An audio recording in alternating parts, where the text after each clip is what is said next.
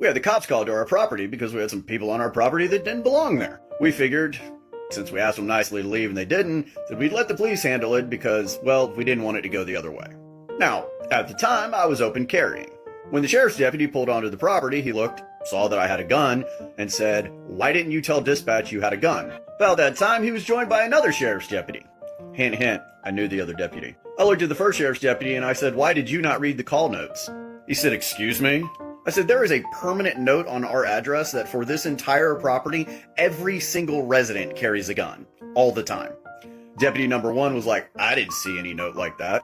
The other deputy that walked up that I knew goes, "Yeah, it's in the system. You should have read it." Then when they caught up with a guy that was on our property that shouldn't have been on our property, they asked a pretty relevant question. "Dude, of all the properties in the county, why the fuck would you come here, man?" The poor guy was like, "I had no idea."